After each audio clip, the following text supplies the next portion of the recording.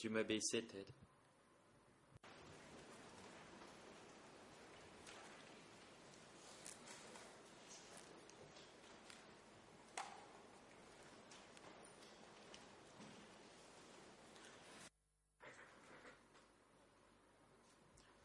The court is now back in session.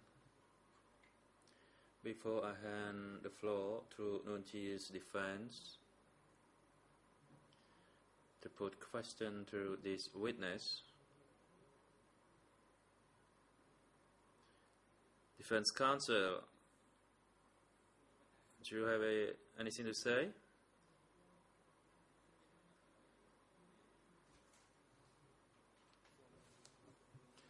Counsel. Good afternoon, Mr. President, Your Honors. Good afternoon, everyone in and around the courtroom. I apologize for the interruption. In order for a proper record and transcription, I'd like to raise an issue regarding the proceeding before this court.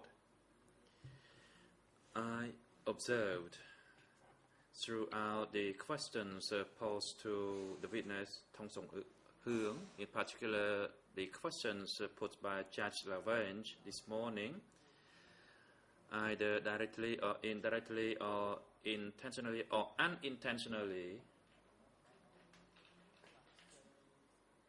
it led the witness to express his sorrow or emotion which may has an impact on the time scheduled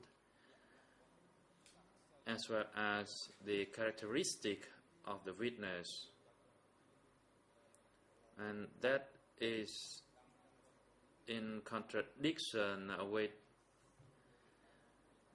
the instructions from the President of the Chamber that the witness shall not express the emotion during the testimony. But as we observed this morning, the witness was quite emotional while he was being questioned. It seems that the witness plays dual roles, that is, being a witness and being a civil party. And I inquire from the bench whether this will be allowed again in this courtroom. The prosecution, you may proceed. Thank you, Mr. President, and good afternoon. I am particularly surprised that the defense raises this point, saying that the witness should not show any emotion. Emotion is something that you cannot always control. The witness is called to speak about his experience and to testify on what he lived through. And separating emotions from his experience is impossible. So, of course, he's not here as a civil party, but we cannot prevent someone from having emotions. I mean, emotions come naturally. That's all I have to say, Mr. President.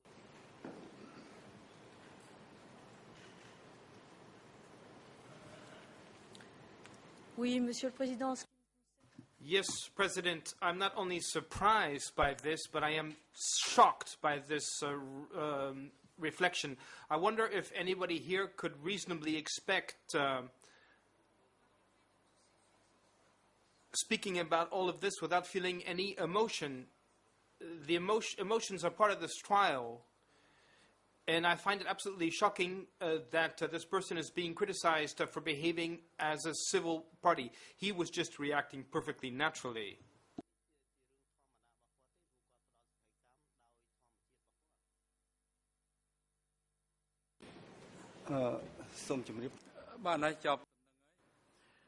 President, you are not allowed to reply to the response. We like to remind other parties again regarding internal rules stipulated in our internal rules of the ECCC, and that you should be on alert when it comes to questions put to a witness by another party. And if you think the question is not appropriate, irrelevant, or prohibited by the regulations, you shall stand on your feet and object on the spot.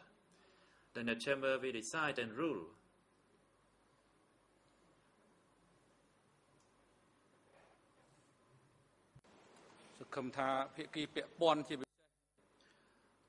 I hope all relevant parties, and in particular Council Ang Dom, will understand that and would make your questions the most appropriate for all the witnesses.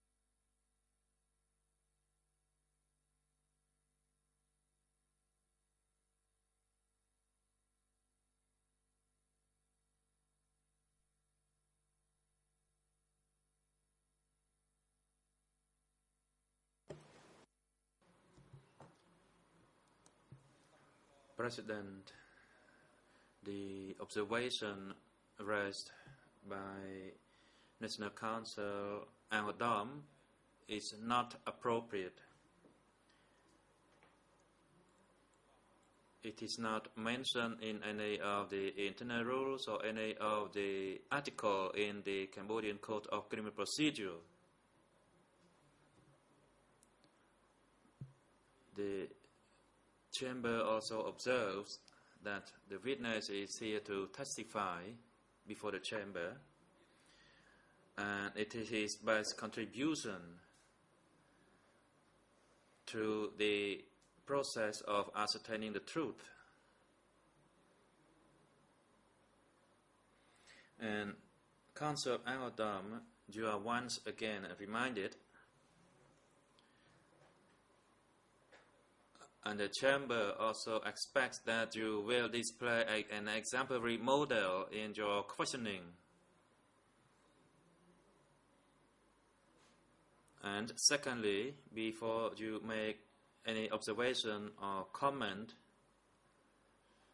you should be well aware of the content of what you want to say to the Chamber, whether it will be allowed by the Chamber or not. And what you just stated, either intentionally or otherwise, some kind of discouraging this witness from his testifying before this court.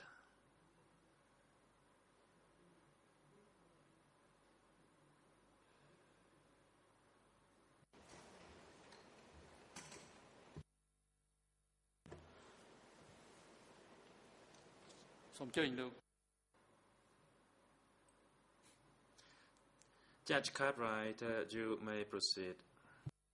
Thank you, President.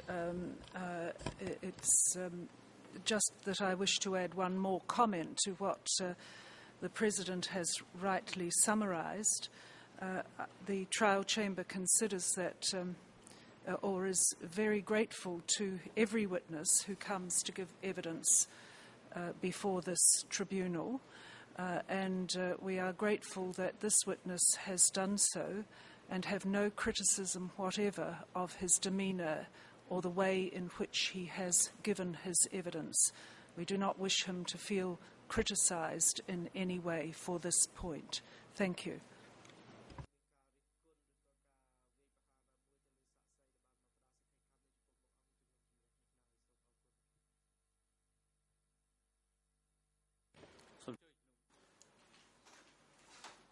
President, Defense Counsel for Nuon Chea, you may now take the floor. Thank you, Mr. President. Good afternoon, everyone. And good afternoon, Mr. Witness. Let me be the first person on this side of the stage to thank you for coming to Phnom Penh to answer our questions today. I won't take too long myself this afternoon. I will, perhaps an hour or so, give or take a bit. I'm being told by Major Sunarun that there's no translation. Okay, go ahead. Oh, no. Apologies. It's fine. And my colleague, Major Sunarun, may have some questions after I've finished. So just to begin, if I may begin, where you finished yesterday with my Belgian friend from the OCP, from the prosecution on the other side of the stage, I believe you ended your story on or around the 7th of January, and you spoke of an aborted train trip that you described. I'd like to jump a little bit ahead of that incident, by a few months, in fact, in order to discuss something that you mentioned on Tuesday afternoon. And perhaps just to preempt any objections from my colleagues across the stage, I'll just very briefly refer to something Mr. Lysak said in court on the afternoon of the 1st of August. And I'm quoting now from the transcript. There certainly are some post-January 1979 events that may be relevant to case 002/01. So I trust the relevance of my questions on this point will be immediately clear. Then, Mr. Witness, now turning to what you told the Chamber on Tuesday, and now I'm quoting from a draft transcript, so please correct me if I mischaracterize your evidence in any way. You told the Chamber on Tuesday afternoon, I'm quoting now, I returned to Phnom Penh in May or June 1979. At that time, I went to Tuol Sleng, which was also known as S21, and I worked there for a period of time. Is that correct, Mr. Witness? Did you work at Tuol Sleng at some point in 1979? And if that is correct, how long did you work there?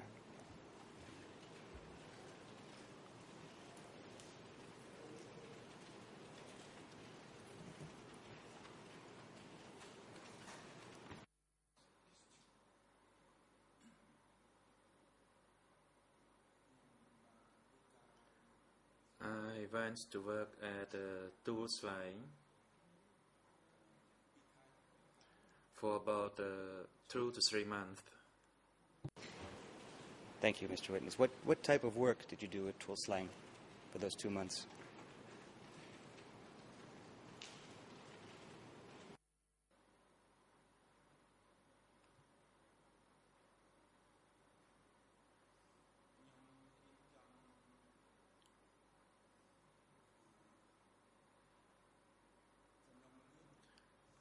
I organized the files, in particular the confessions of those people who were killed there.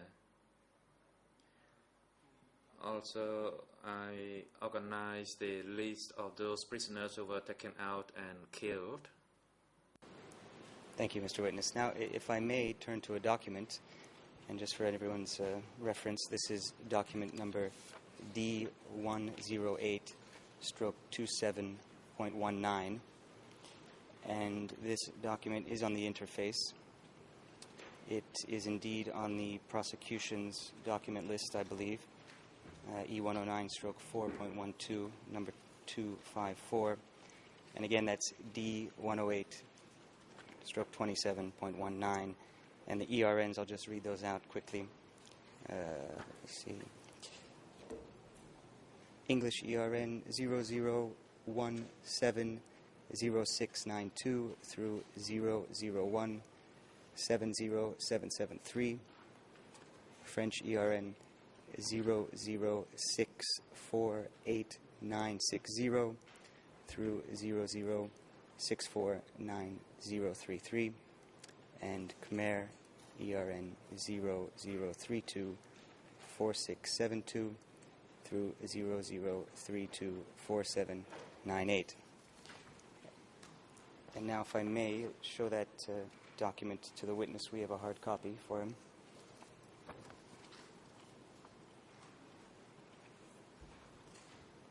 And perhaps it could be put on the screen, if the first page could be put on the screen. That's English ERN 00170692, Khmer 00324672, and French 00648960. If that page could be put on the screen, please.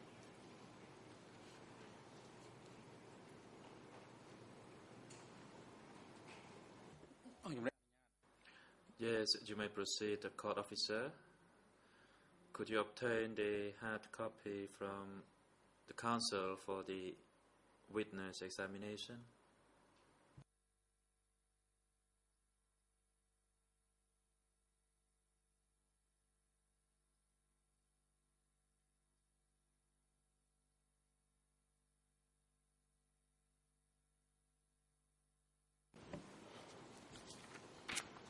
Mr. Witness, if you wouldn't mind, if you could just have a look at the cover page first.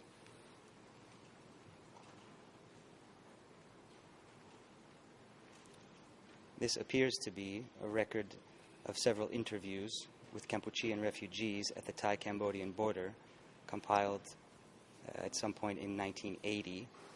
And the interviewers were two individuals, a Japanese individual by the name of Masato Matsushita and an American by the name of Stephen Heder. Mr. Witness, do you recall ever giving interviews to these two gentlemen in 1980 near the Thai-Cambodian border, or at the Thai-Cambodian border?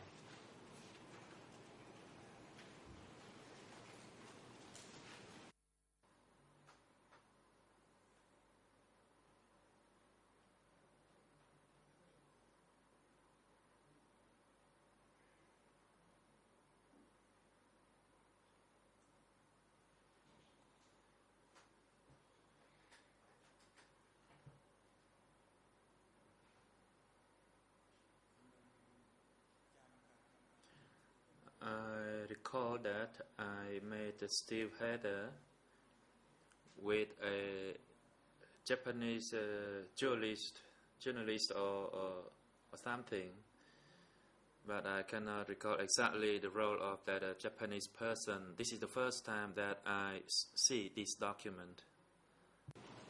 Thank you, Mr. Witness. Let's take it step by step then and see if we can refresh your recollection. Could you please first turn to page 10 of that document?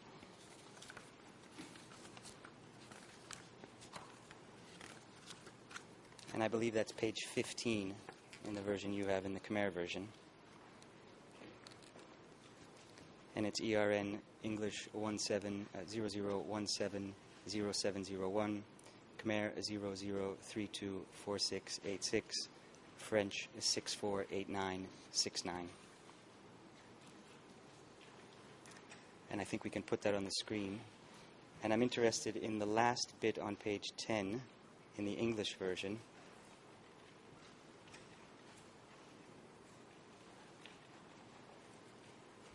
And again, that's the 15th page in the...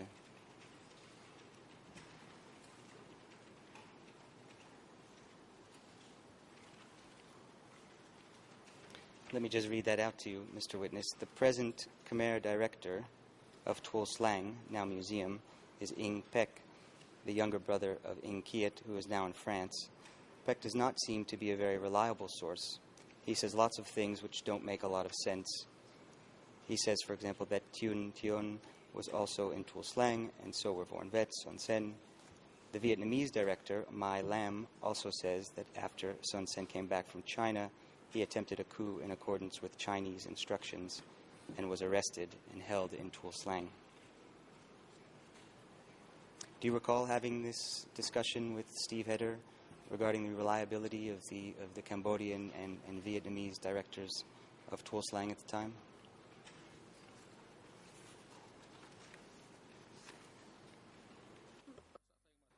President, witness, please wait. Prosecutor, you may proceed.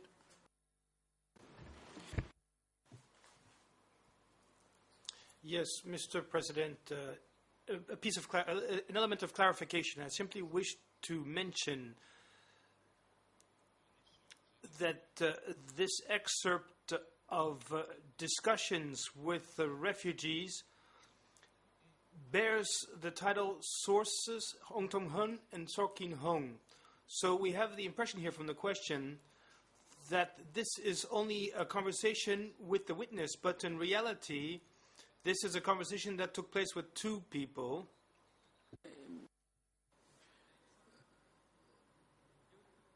Mr. Prosecutor, could you repeat what you say, and please slow down as the interpreter cannot catch the names that you mentioned. So please slow down and specify the names again. Yes, thank you, Mr. President. This is not really an objection. I simply wish to draw the Council's attention to the fact that this excerpt that was read out follows several pages, on top of which the sources are listed, the sources of this interview. And we can see the witness's name and also another name, So, S-A-U-V, Kim Hong. And I also wish to draw Council's attention, as well as the Chamber's, to the fact that it is necessary to say who said what, because apparently this interview took place with two people, and it's not at all sure that what was said here can be attributed to one or the other of these two persons. So I think that the way this interview was conducted with this Japanese journalist, as well as with Mr. Stephen Heder, should be clarified. That's perfectly fine with me, Your Honor. Let's clarify that right now. Mr. Witness, do you recall making a statement like that, or is that something you would attribute to your counterpart in this interview, Sov Kim Hong?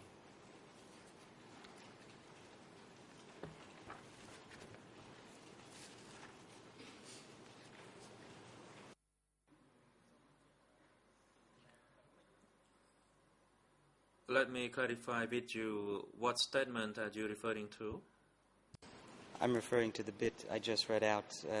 Again, that's page 15, I think, you have in front of you.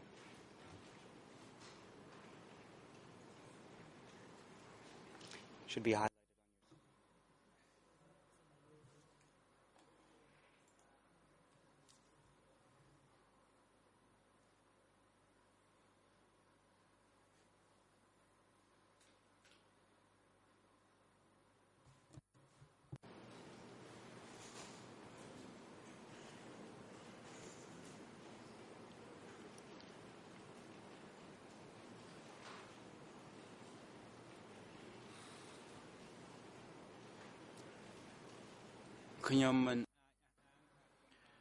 I cannot confirm that I made that statement.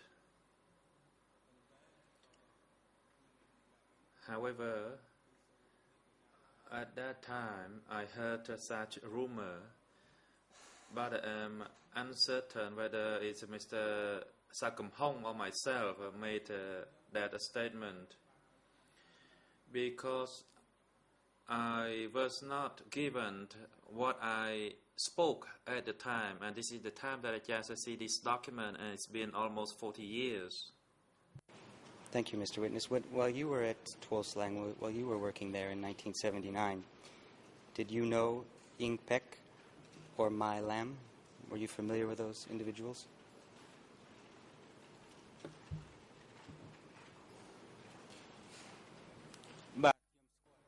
Yes, I know them. And did you consider them to be reliable?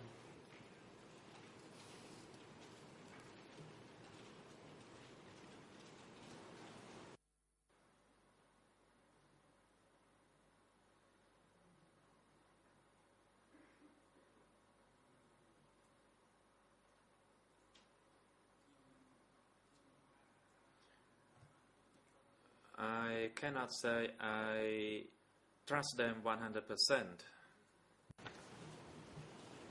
Thank you, Mr. Witness. Let me ask you another question about your time at Tuol Sleng. When you were there, are you aware of any documents that may have been taken away or destroyed?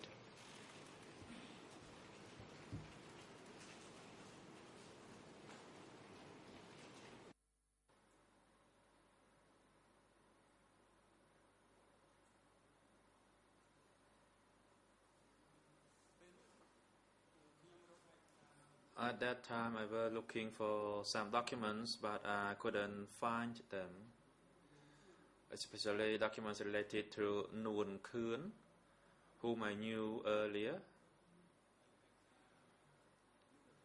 And I tried to find other documents related to people whom I knew. And when I asked for those documents, I was told that some documents were missing, but I was not told the reasons for them for their missing. In another case, when I bought a banana cake, I saw that document was used as a wrapped for that banana cake. In particular, in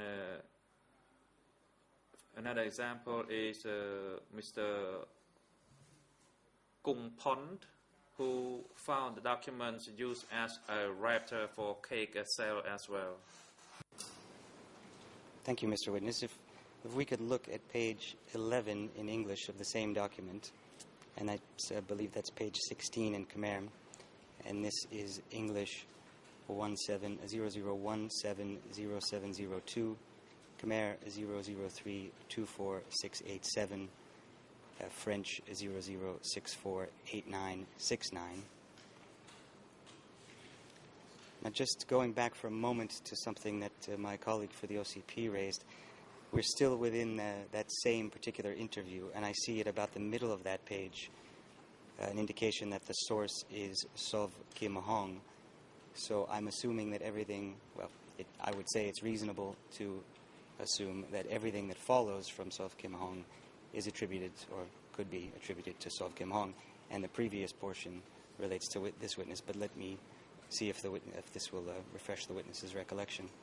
Mr. Witness, there's a bit on the screen now, should be, and let me read it.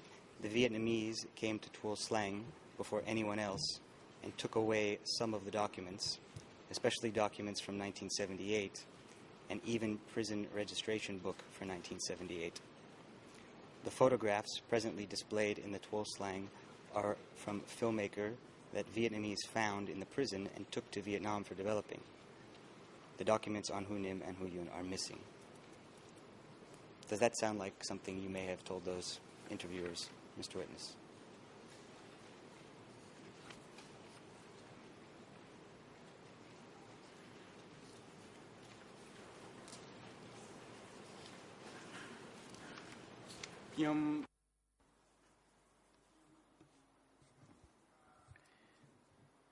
I cannot guarantee that that was the original words of mine. Of course, I did not see the confession of Ho Yun and Ho Nim, but the confession of Ho Yun, I found it. But if I say that I did not see the confession of them, that was not correct, because so far I have read the confession of Ho Yun.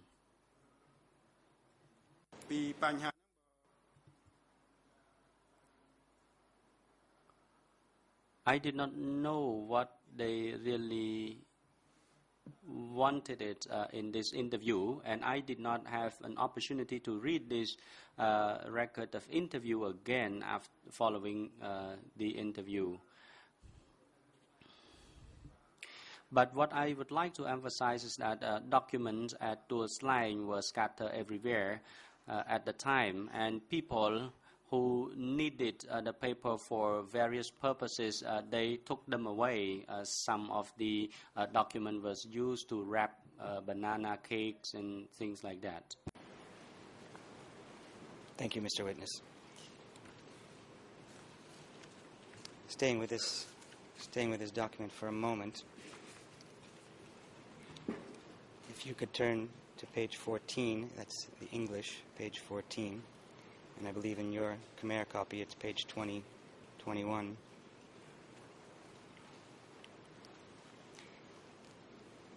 And let me ask you a question about this first. Do you recall, or are you familiar with a trial that may have been prepared by the Vietnamese in 1979 in Phnom Penh?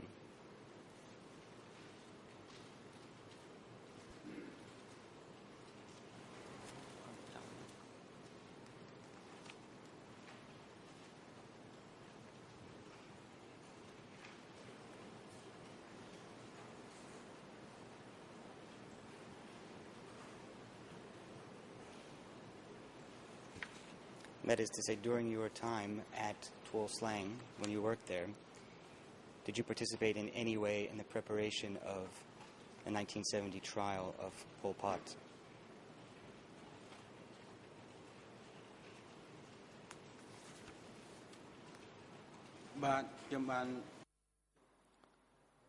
Respond, yes, I was involved in the preparation of that trial. And where was that trial held, Mr. Witness?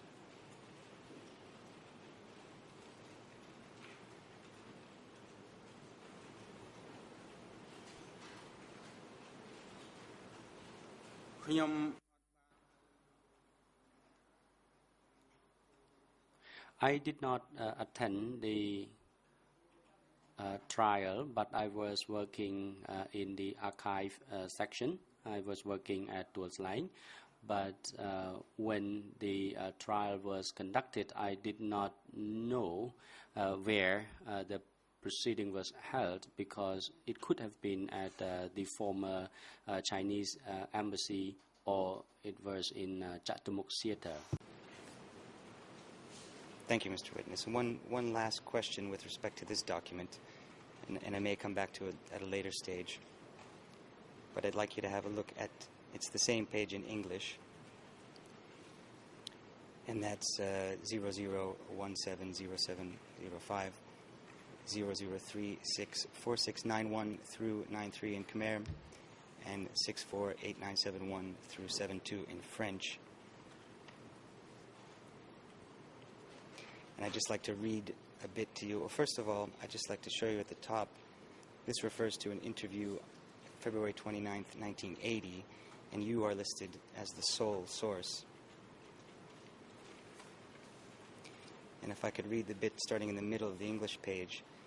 As a result of this participation, I was taken into two committees, a committee to write a constitution and to write a history text, official government history text.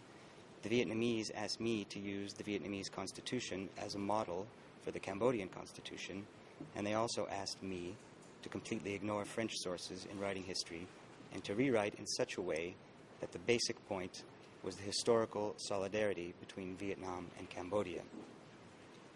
So the people in the committee with me thought these were impossible to use Vietnamese constitution as a model and to ignore the French colonial sources. So they decided that the Vietnamese wanted a constitution, Cambodian history books, and might as well write them themselves. They figured that the Vietnamese were smart enough to realize there was a problem, so they were afraid of being arrested and decided to leave. Mr. Witness, does that sound like something you may have told those interviewers?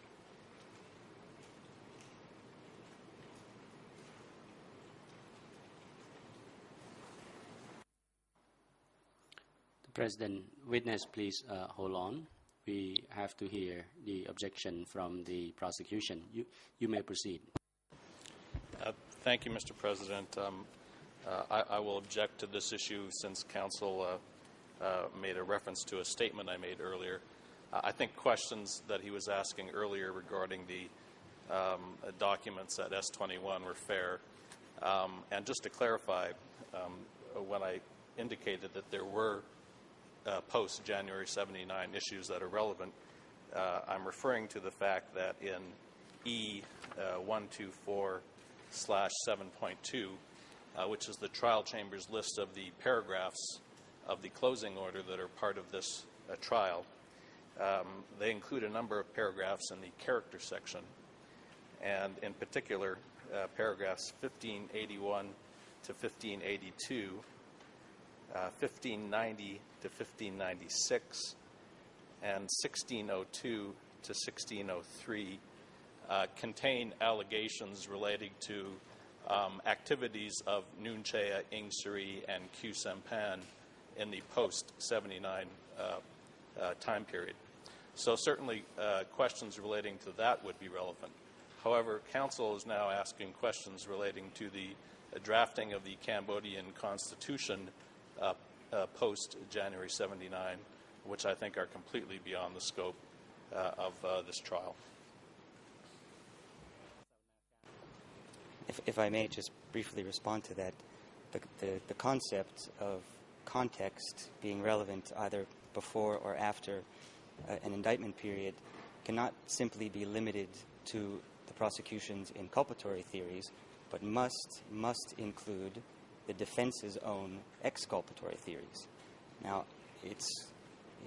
we've been long on record as stating that what happened in the immediate aftermath of 1979 and the Vietnamese treatment of documents, collection of documents, rewriting, in a sense, of history is very much relevant to this case. And I don't see any reason why Mr. Lysak's reading of his contextual argument should be strictly limited to issues of Nuon Chea's character. I don't think the jurisprudence supports that kind of a reading. I don't think it's fair. And quite honestly, I don't think anyone in this room reasonably could agree with that. So my position is, if context is relevant, then it's relevant for the defense as well as the prosecution.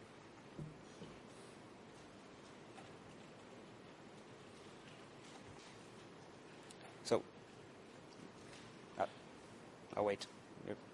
You're deliberating, or?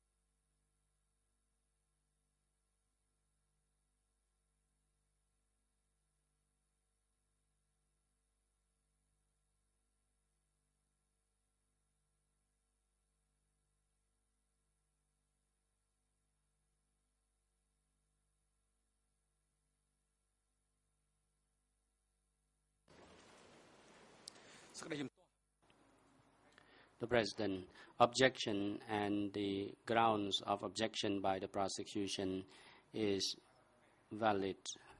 The question is beyond the fact relevant to the current proceeding. The witness is advised not to respond to the last question posed by the defense counsel for Nguyen Chia. Thank you, Mr. President. I would ask for a polling of the entire bench on that issue, and I would also ask for some support in writing based on jurisprudence to back that up, because it's my very strong opinion that that is an incorrect application of... The President, that was the ruling. We are done with this issue. You are not allowed to make any comments regarding to the ruling issued by the chamber, but by virtue of law, you may appeal based on the internal rules applicable before this chamber. Thank you, Mr. President. Unfortunately, based on the internal rules, I can't appeal until the end of this trial, when it will be far too late to present my evidence. In any case, I'll move on to my next question. Mr. Witness, and let me just say, Mr. Witness... The President, you may now move on. If you have other questions, you may now move on. Thank you. Again, I was saying to you, Mr. Witness, I was not in any way trying to suggest that you yourself were involved in any rewriting of history. But let me come back to the area then that Mr. Lysak agrees with me is relevant, the time you spent working in Tuol Sleng on the documents. Based on your time there, is it fair to say that during that period, the Vietnamese were very much interested in crafting their own unique version of Cambodian history, one that suited their political agenda at the time? Is that a fair statement based on your experience working at Tuol Sleng?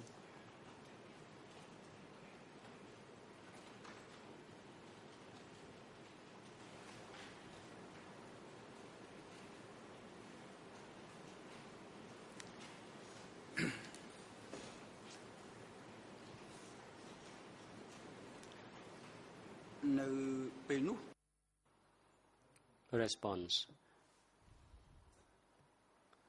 At the time,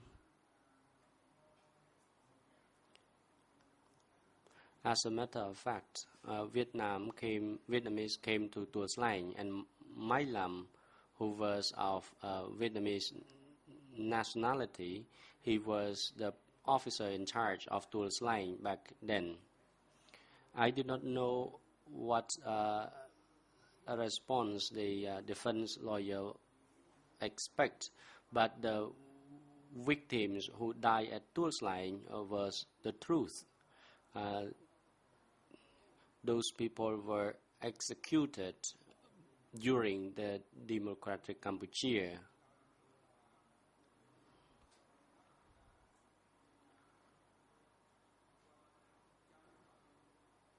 At the time, it was true that the Vietnamese wanted us, Van Ly Con and Kong Sinarat, and I, to envisage to rewrite the history again, because there was no history books left to teach the younger generation. But at that time, we did not write it. Instead, we fled the country.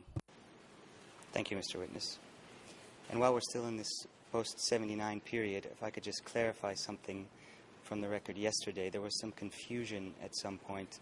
I believe it was a translation issue, and there was a confusion between the terms K-15 and K-5, Kardapram and Karpram, I believe. Mr. Witness, are you familiar with K-5, with the K-5 mobilization? Have you ever heard that expression?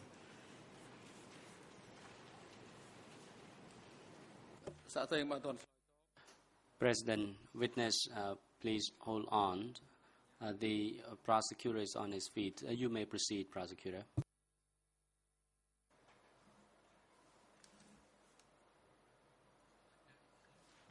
I would like to clarify what was said. During the questions we always asked about K15, where the witness went from Pochentong Airport. Now, if at any point that was interpreted erroneously as K5 by the interpreters, then that is a circumstance, but it was clarified in the proceedings that we were always talking about K15. So I really think that a question about K5 has no relation to this witness. Thank you. I apologize. I did not mean to impugn the prosecution in any sense. But Mr. Witness, K5 is relevant to our defense theory, and I'm asking you if you know anything about it, the K5 mobilization.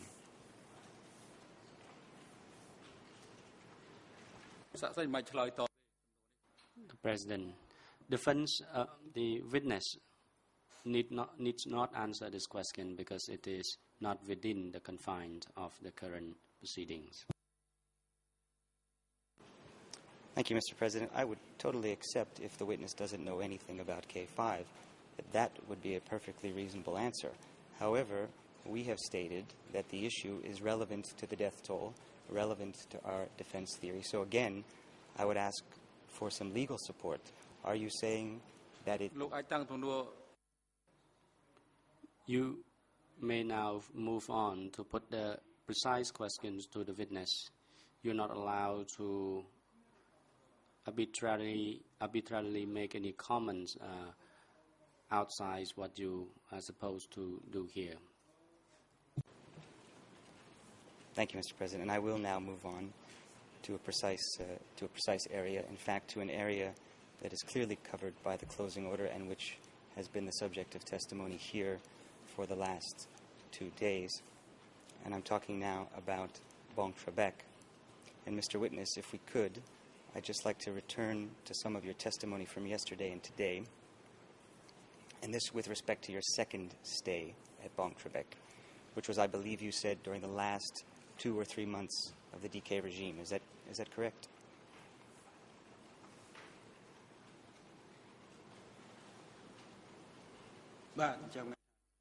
Yes, that is correct. Thank you, Mr. Witness.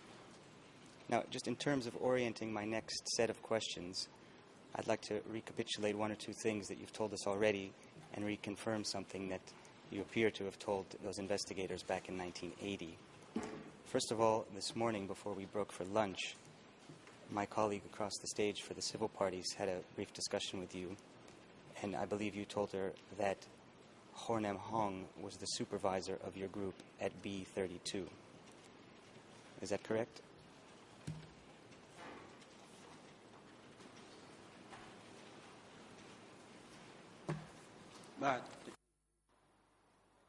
Response.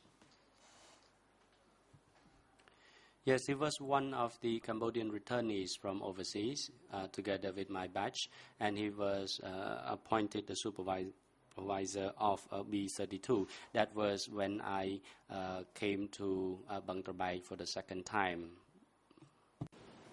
Thank you, Mr. Witness.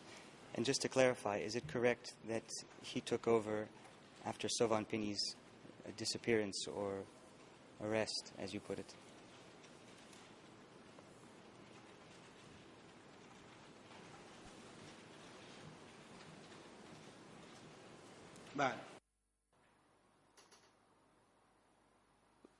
Response. That is correct. Thank you, Mr. Witness. So just to make that abundantly clear, he was first the assistant and then later the chairman himself. What were his responsibilities in that role as chairman?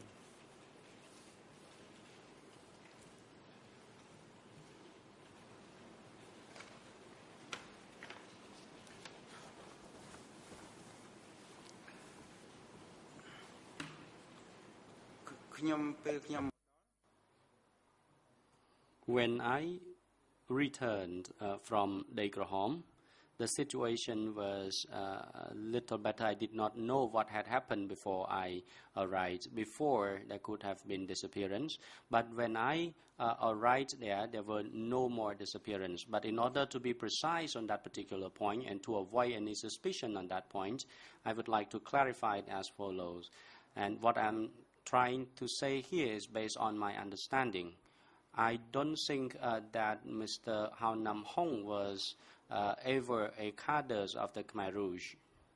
I did not have a document with me that Mr. Hao Nam Hong was one of the members of the Communist Party of Cambodia. And I don't think that at that time Mr. Hao Nam Hong ever knew that there was an existence of S21. That is my belief, and I did not know what the defense expects from my answer, but that's what I understand.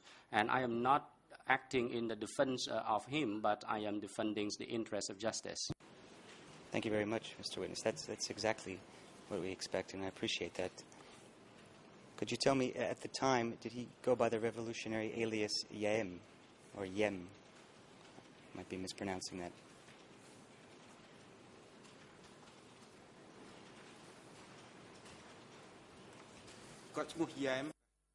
Yes, that was his next name. Thank you, Mr. Witness. And just again, for the sake of the clarity of the record, is the gentleman we're talking about, Ho Nam Hong, is he the current Minister of Foreign Affairs in Cambodia?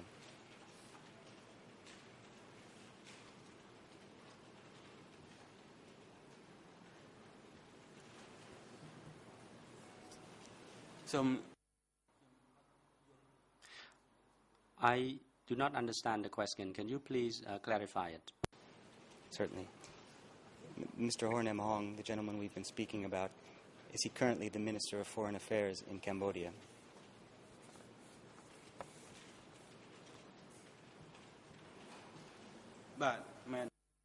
Yes, he is.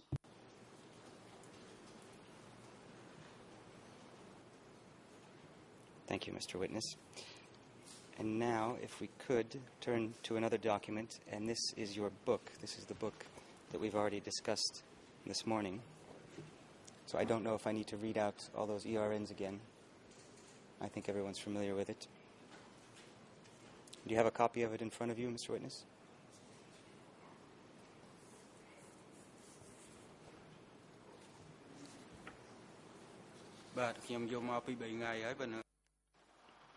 Respond. Well, I have brought it along with me for the last 3 days, but since I was not allowed to open and read that book, I no longer bring it with me today. I think we've got a copy somewhere in the courtroom. Let me just make it very clear for the record. I'm talking about D141/1.2, and that is available in its full version in Khmer and French on the case file. There are a few English excerpts, but they do not relate to the portions I'd like to speak to you with today.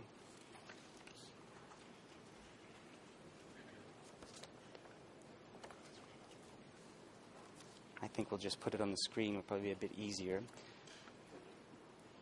I've got 5 questions I'd like to ask you about your book, and actually I'd just like you to confirm a few things you've written in that book. First of all, and this is page 207 of the French version of your book,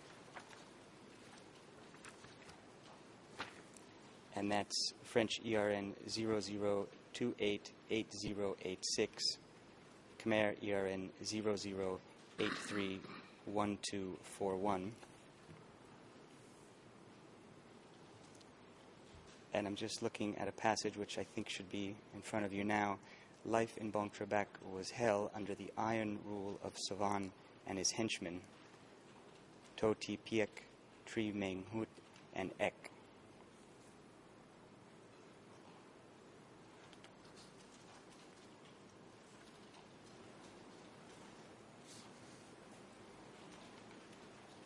Do you stand by that portion of your statement, or of your book, rather, Mr. Witness?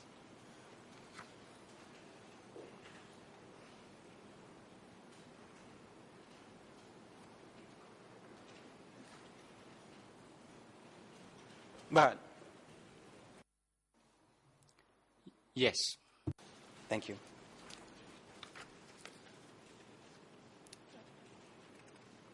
Now if we could turn to page 221.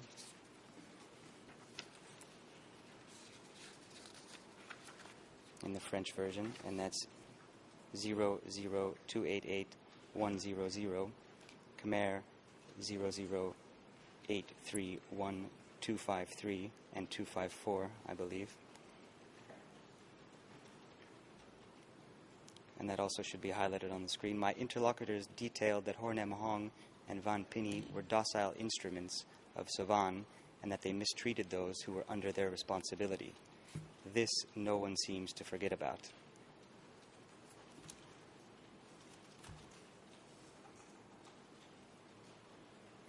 Do you stand by that portion of your book?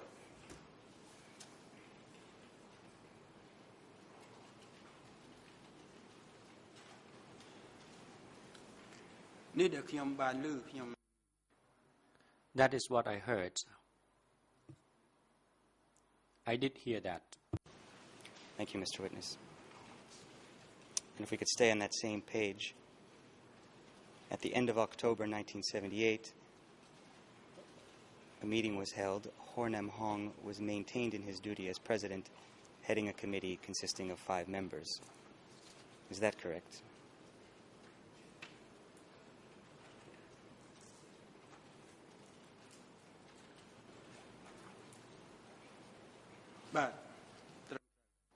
Yes, that is correct.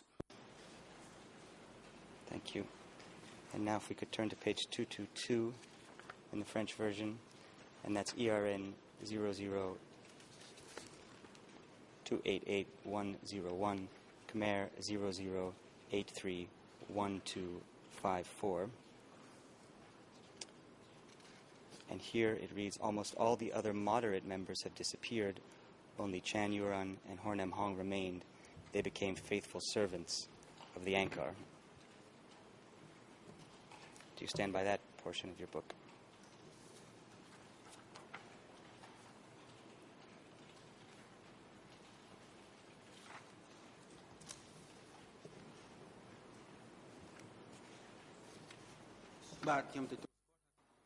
Yes, I acknowledge that I did write that. Thank you, Mr. Witness. And one more point on the book.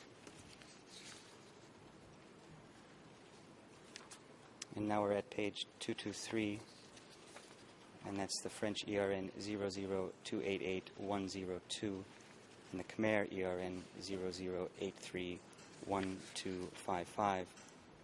And here it's written, people talked about it, and I believe here you're referring to the so-called Black Book, which we've heard about before in this courtroom, as Hornem Hong and Pek Bun Tong spent almost one day to translate this book into Khmer. Do you stand by that bit, Mr. Witness?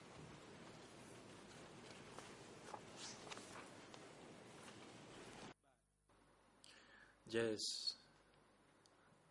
that's how I observed. So based on your experience at Bang Trebek, and the things that you've written about Mr. Hornem Hong,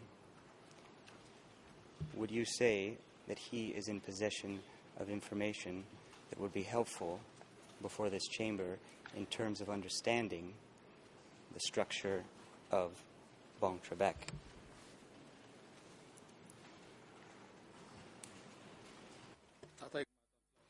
President, witness, please wait. The prosecutor, you may proceed. Yes, it seems that the defense is trying to ask the witness to speculate on what Hornem Hong might know. I don't think that this is appropriate. I'm not asking for speculation. I'm asking for the witness's own view based on his experience at Bang Trebek with Hornem Hong. This is clearly highly relevant to the closing order. It's an entire section of the closing order. The structure and function of DK bodies is highly relevant, and I think this witness is in a position to tell us if Pornam Hong could shed some further light on the structure.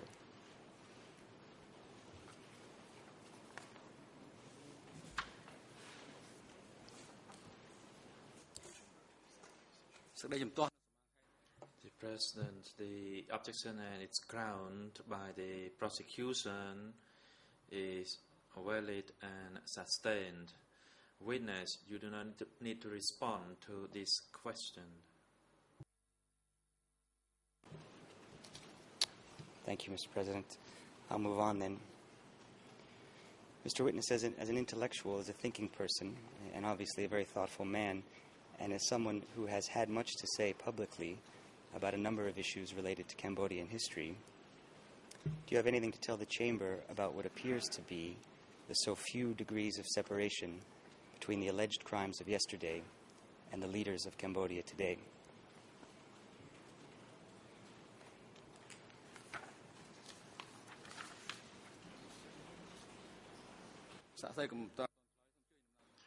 Witness, please wait. The prosecutor, you may proceed.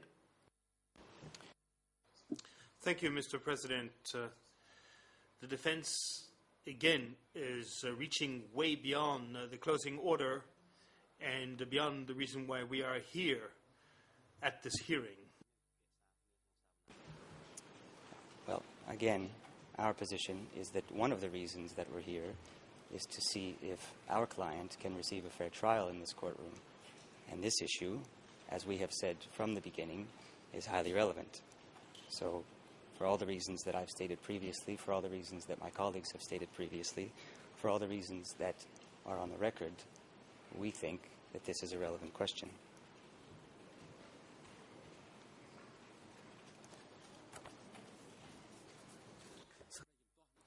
President, the objection and its ground is valid and sustained. The witness, you do not need to respond to this kind of question. Thank you, Mr. President. Mr. Witness, who is, as you have described yourself, the strong man of Cambodia? And is that the same person you have characterized as the one who has, quote, remained at the top because of ruthless intrigue?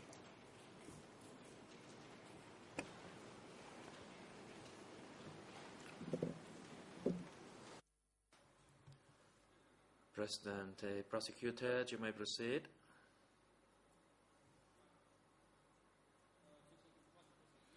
Prosecutor, I object to this question. The counsel raised an inappropriate question which is not relevant to the facts before this proceeding. Again, Mr. President, in my considered view, I would say that this goes directly to issues of impunity, moral bankruptcy, and not least of all, the hypocrisy of those who are dictating the terms and scope of prosecutions before this court.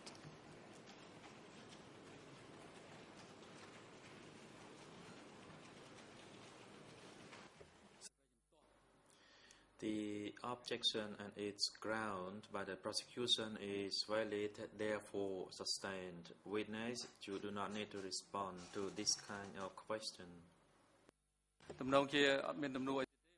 Counsel, it seems that you ran out of questions. If you do have remaining questions, please try to limit it to the facts in our proceeding. I've got plenty of questions, Your Honor. It's answers I'm in need of, but as I don't get those in this courtroom, I will complete my questioning for today and thank the witness for answering some of my questions. And thank you again for coming here. Major Senator may have some questions for you. Thank you.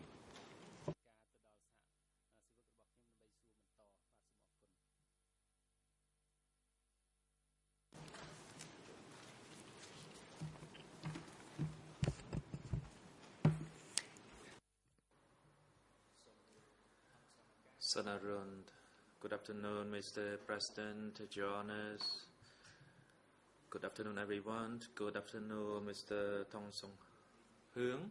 My name is Sanarun, the National Counsel for Nuon Chea.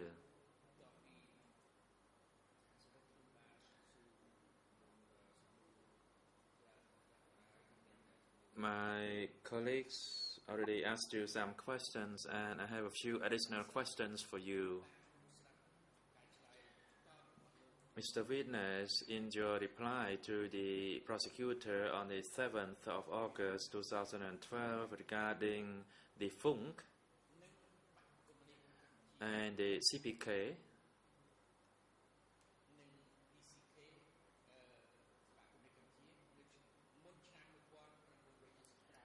prior to 1975, can you shed some light on these two bodies? How did they liaise with one another?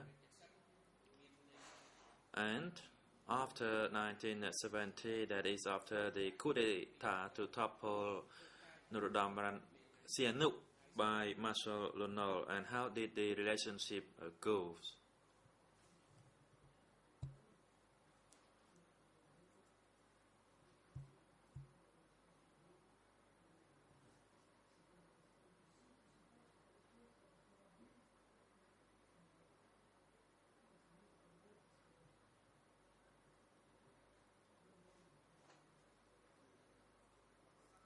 Response. In a historical context, the Communist Party of Cambodia had been spoken in great details by other people. However, to respond to your question, I can say that the Communist Party of Cambodia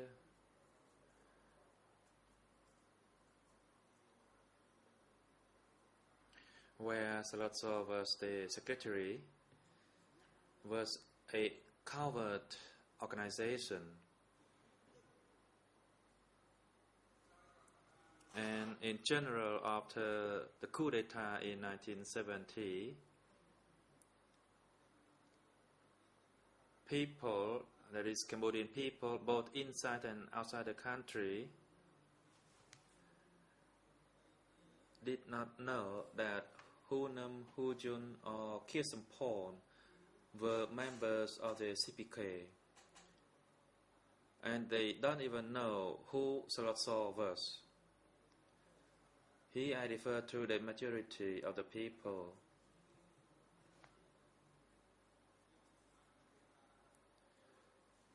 So we cannot say that the FUNC cooperated with the CPK.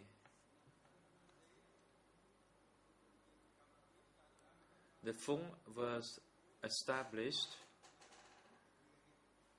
within the elite group supported by the local people, and those elite groups composed of the clean members, including Khieu Samphan, Hu Nam, and Hu Jun. So that is the reply to your question. Thank you. When the two groups that I just asked cooperated with one another under the leadership of Prince Norodom Sihanouk, did the Khmer Rouge or the CPK was known by another name, or it was still known as the CPK? And the second point is that, or did they use the term FUNC exchangeably in their cooperation?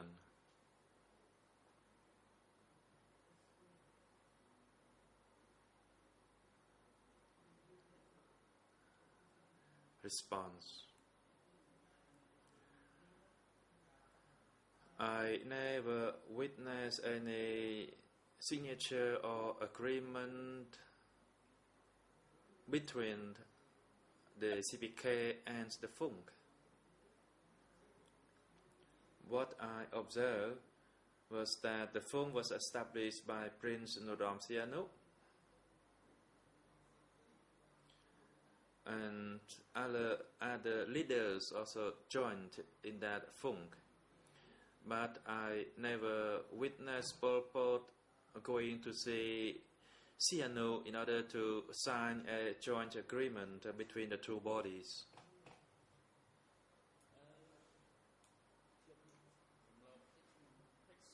Let me go back a little bit. When did you join FUNC? Response. I joined the front after the appeal made by Prince Norodom Sihanouk, that is the 5-point appeal. It was made in March 1970 rather. Questioned. Does it mean that it was after Tribunal already toppled Prince Norodom Sihanouk? Response. Yes, indeed.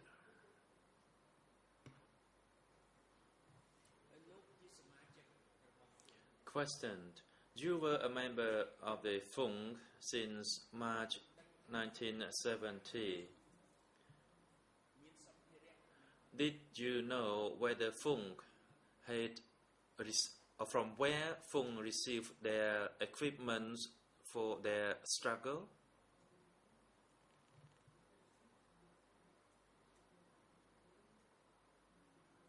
Response. I know that the majority of the materials were from China. Thank you.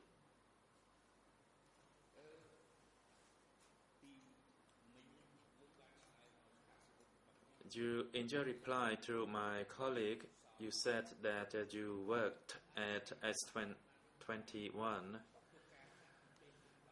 Can you tell us the period of your working there again, in order to clarify it?